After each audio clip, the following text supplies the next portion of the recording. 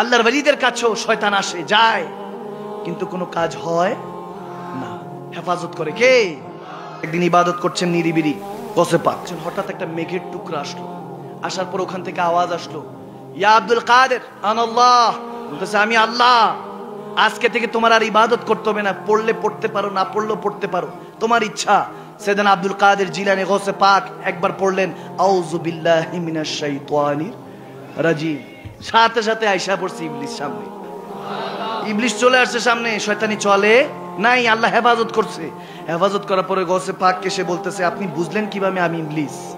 বলে আমি তো এজন্য বুঝছি, কারণ যে দয়াল নবী 63 বছর ইবাদত করেছেন, যে দয়াল নবীর জন্য আল্লাহ বলেন নাই যে ওগো নবী আপনার নামাজ পড়তে হবে না, পড়লেও পড়তে পারেন, না পড়লেও পড়তে পারেন, যিনার জন্য নামাজ কখনো কাজা হয় নাই, তিনি বরং আরো বলেছেন ওগো হাবিব, আল্লাহ বলেছেন ওগো হাবিব আপনি তাহাজ্জুদও মাঝে মাঝে পড়েন, ইশরাকও পড়েন, সালাতুল আওয়াবিনও পড়েন, মাঝে মাঝে নফল নামাজও পড়েন। সুবহানাল্লাহ।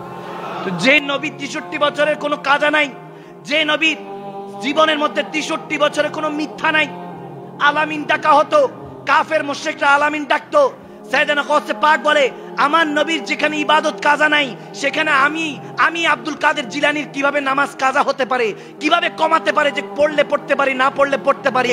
আকিমুস সালাতা লিযিকরি, আল্লাহর ইবাদত করতে হবে। ইন্নাস সালাতা তানহা আনিল ফাহশাই ওয়াল মুনকার, একমাত্র নামাজই তো আমাকে খারাপ কাজ থেকে দূরে রাখতে পারে।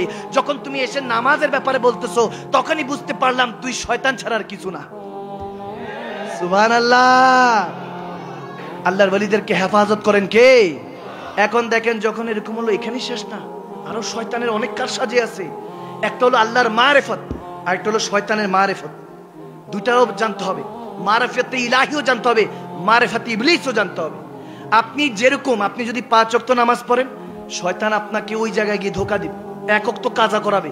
আপনি যদি তাহাজ্জুদ গুজার হন, তাহলে শয়তান আপনাকে ওই জায়গায় গিয়ে ধোঁকা দিবে যে তাহাজ্জুদটা কাজা করাবে।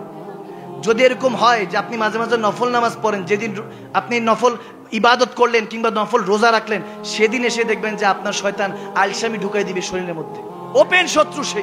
তো গৌসে পাককে আবার ট্রাই করছে, দেখেন, বলে যে ইয়া আব্দুল কাদের জিলানী, আপনার তো এলেম আছে, এলেমের কারণে বেঁচে গেলেন, কত কত বড় বড় ওয়ালি গৌস কুতুব বাঁচতে পারেনি, আমার হাতে ধরাশায়ী হয়েছে, বরবাদ হয়ে গিয়েছে, ঈমান হারা হয়েছে, ওয়ালি আল্লাহ থেকে তবকা থেকে দেখা গেছে জাহান্নামী হয়ে গিয়েছে।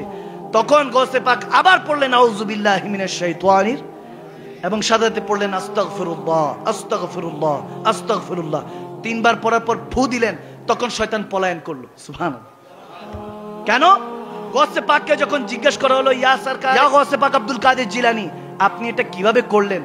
সে তো আপনাকে ভালো কথাই বলল যে এলেমের জোরে বেঁচে গেছেন। বলে না, আমি এলেমের জোরে বাঁচি নাই, সে এলেম দিয়ে আমার ভিতরে অহংকার পয়দা করতে চেয়েছে, এজন্য আমি ইস্তিগফার পড়েছি, আউযু বিল্লাহ পড়েছি, যাতে আমার ভিতরে অহংকার না আসে। আর ইস্তিগফার পড়ে তাকে পলায়ন করেছি, তাকে বিতাড়িত করেছি, কারণ আমাকে আমার এলেম বাঁচে নাই, আমাকে বাঁচিয়েছেন আমার আল্লাহ। ঠিক না? সুবহানাল্লাহ বলে। बंदा कादिर का भी कादिर भी है अब्दुल कादिर, सिर ज़ाहिर भी है बातिन भी है अब्दुल कादिर, है अब्दुल कादिर जिलानी अब्दुल कादिर, गौसुल आज़म जिलानी पीरे पीरा। सुभान